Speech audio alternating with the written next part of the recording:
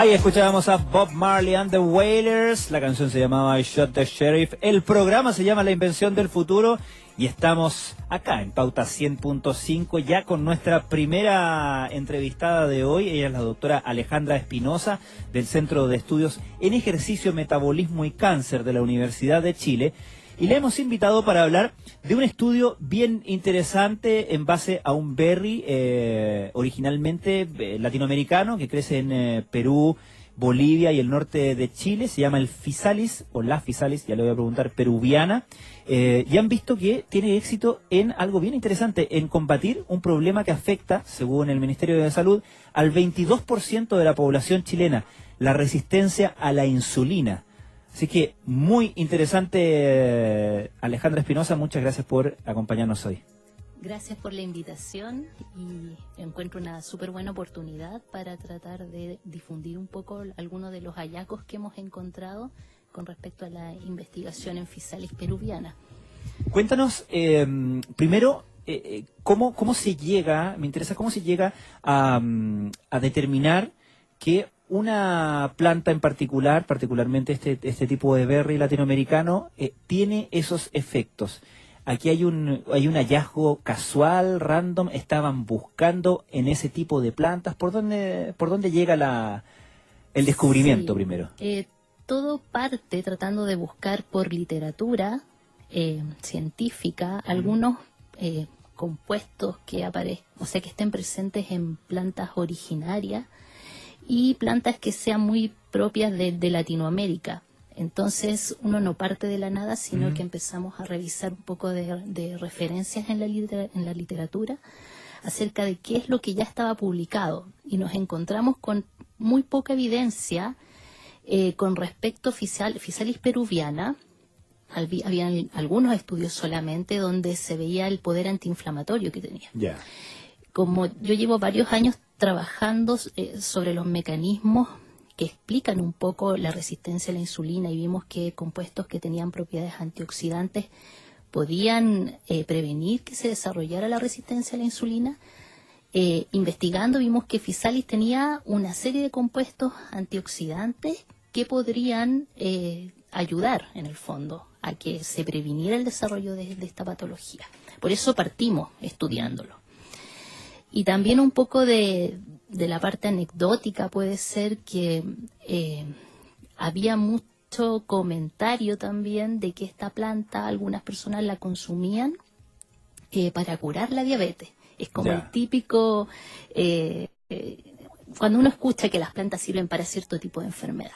Claro, que uno tiende a creer un poquito más cuando te lo dice gente como de la zona donde se produce, que hay una tradición como ancestral, ¿no? Entonces muchas veces hay que hacer oído también a esas historias, pero a la vez tratar de ver si es tan real o no mediante el método científico. Ya. Este estudio no se realizó solo por mi parte, sino que yo trabajo con un ingeniero en alimentos que es académico de la Universidad de Chile, que es el doctor Luis Puentes. Entonces, Luis también había trabajado mucho con Physalis peruviana, procesando este alimento, procesando la pulpa principalmente y caracterizándola, porque se puede secar, se puede hacer una serie de procesos del área de la ingeniería en alimentos como para purificar un poco más sus compuestos. Esta es la fruta, sí, en particular, la fruta. ese berry. ¿No? Claro, es llamado berry. Ya. ¿No es tan berry?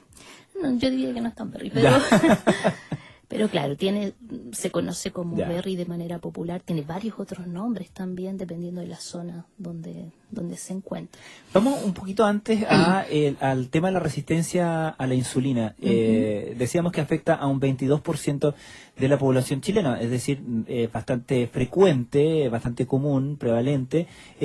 ¿Cuáles son sus consecuencias y qué sabemos de la enfermedad en sí?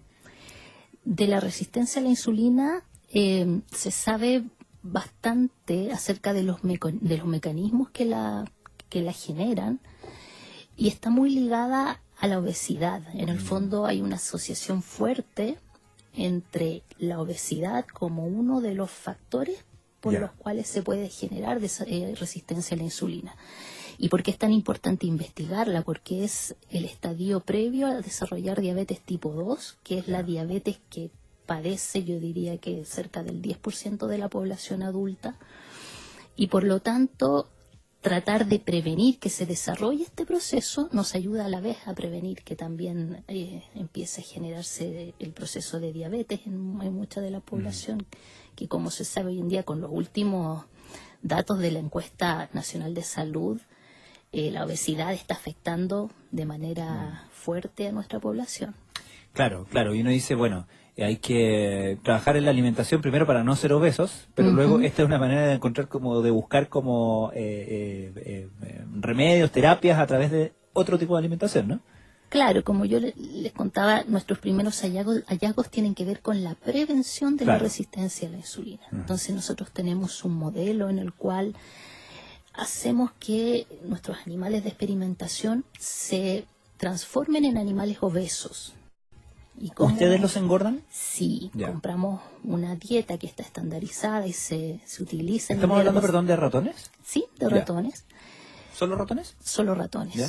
Entonces trabajamos con una dieta que está estandarizada a nivel mundial para desarrollar obesidad.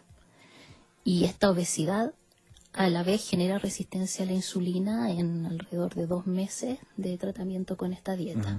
Entonces, en este tipo de animales nosotros probamos el extracto de la pulpa de Physalis y evaluamos si se previene el desarrollo de la resistencia a la insulina. ¿Y cuáles son los resultados que han tenido con estos modelos animales? Es bastante interesante porque uno tiende a pensar que si consumes algún tipo de fruta o planta beneficiosa, a veces uno escucha sirve para todo. Claro. Entonces, Physalis no sirve para todo. Por ejemplo, los ratones que se alimentaban con una dieta alta en grasas y además le administrábamos Physalis siguieron siendo obesos, o sea, siguieron desarrollando obesidad. Y las diferencias que encontramos con el ratón que no consumía Physalis es que sí los niveles de glicemia en ayuno eran más bajos, que los niveles de insulina eran más bajos que los ratones obesos. Por lo tanto, es un dato concreto porque a pesar de mantener ese estado de obesidad, su manejo de la glicemia era bastante mejor que los animales que no consumían Physalis. Vamos a seguir conversando con la doctora Alejandra Espinosa del Centro de Estudios en Ejercicio, Metabolismo y Cáncer de la Universidad de Chile. Escuchamos primero a Weezer, esto se llama Island in the Sun. Ahí escuchábamos a Weezer con Island in the Sun. Nosotros seguimos en la invención del futuro en Pauta 100.5. Estamos junto a la doctora Alejandra Espinosa del Centro de Estudios en Ejercicio, Metabolismo y Cáncer de la Universidad de Chile, hablando de la o el Physalis, ¿cómo le dices tú? La Physalis peruviana. La Physalis peruviana, un tipo de berry, a pesar de lo de berry me lo disputabas, pero una fruta típicamente latinoamericana, además. Perú, Bolivia, norte de Chile. Tú me contabas al principio, Alejandra, que ustedes estaban buscando específicamente, decididamente, especies nativas de nuestra zona. ¿Eso es una definición de ustedes en el Centro de Estudios en Ejercicio, Metabolismo y Cáncer? ¿Es una línea de investigación buscar cosas dentro del repertorio, por así decirlo, local o regional? La verdad es que no es como el objetivo principal. Se dio la oportunidad, el hecho de trabajar con el doctor Luis Puente, que ya tenía experiencia en este fruto, nos permitió llegar a la colaboración.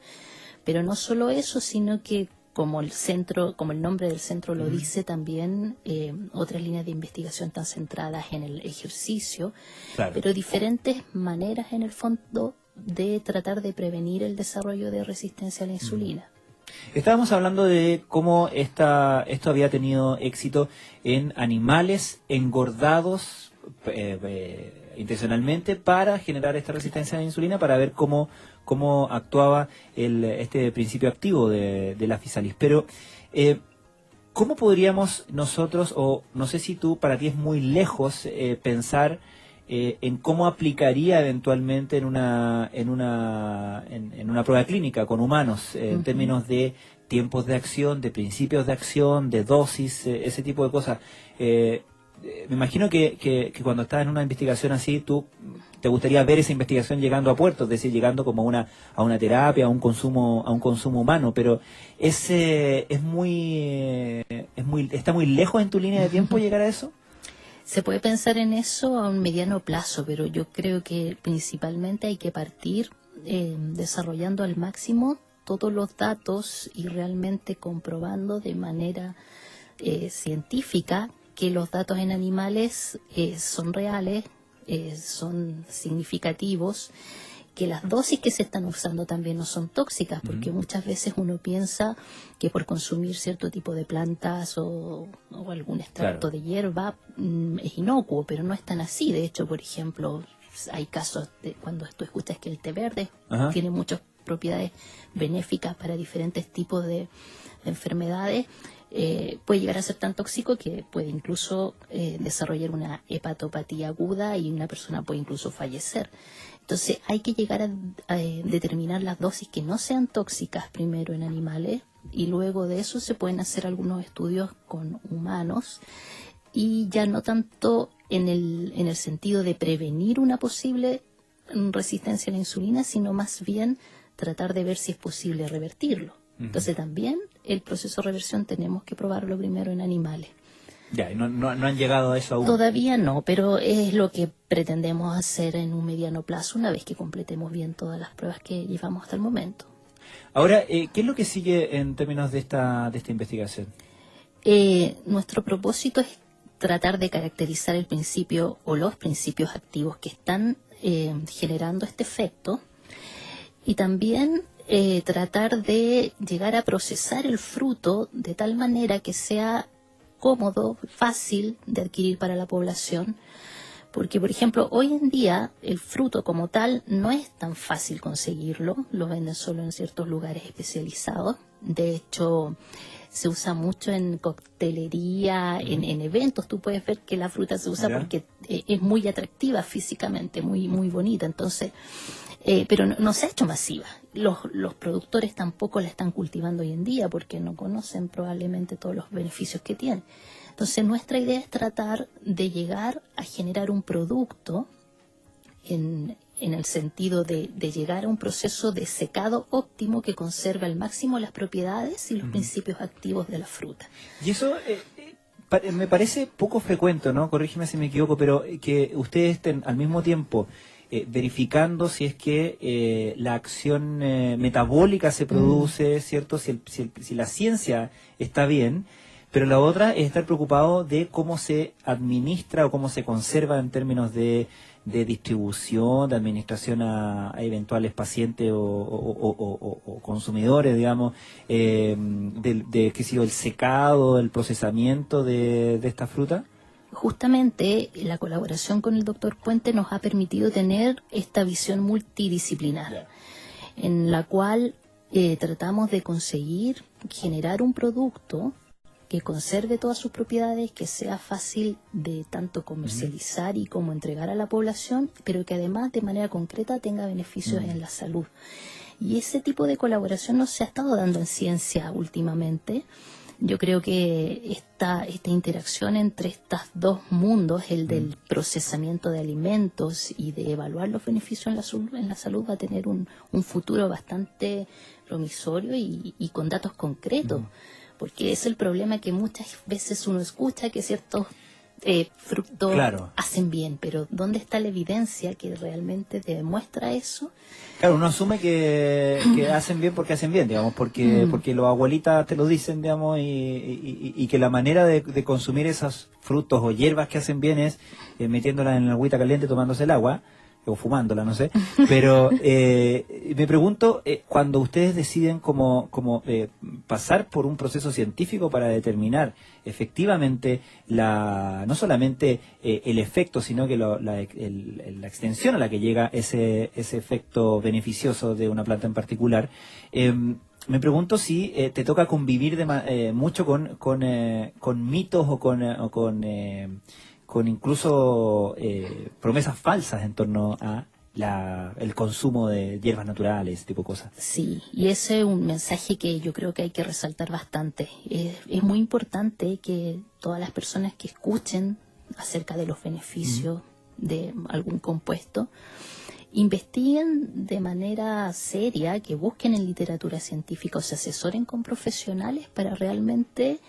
que les entreguen pruebas concretas de realmente para qué sirve la planta o la fruta o lo que estén investigando, porque hay mucha información que se encuentra hoy en día en internet, en páginas que parecieran muchas veces serias, pero hay que tener muy claras las dosis, insisto, y realmente cuál es el efecto concreto para lo que son buenas. Claro, porque tal como tú dices, no necesariamente por ser una hierba es inocuo, digamos, Sí. por mucho efecto positivo que tenga. Doctora Alejandra Espinosa, del Centro de Estudios en Ejercicio, Metabolismo y Cáncer, y su investigación con la Physalis peruviana, una fruta que no le gusta llamar berry latinoamericano, pero así le ponen en los comunicados de prensa para que la entendamos mejor, probablemente. Es atractivo el nombre. Muchísimas gracias por habernos acompañado. Gracias por hoy. la invitación. Nosotros vamos a ir a una canción, pero antes deja darte un consejo importante. Perfecciona tu conocimiento matriculándote en posgrados Universidad Santo Tomás, con una oferta académica en 13 áreas de estudio y más de 70 programas académicos a lo largo del país. Conócelos en posgradoust.cl, Universidad Santo Tomás, acreditada para profesionales sin límite. Vamos a escuchar a Coldplay con The Scientist y luego nos vamos a un pequeño corte acá en La Invención del Futuro.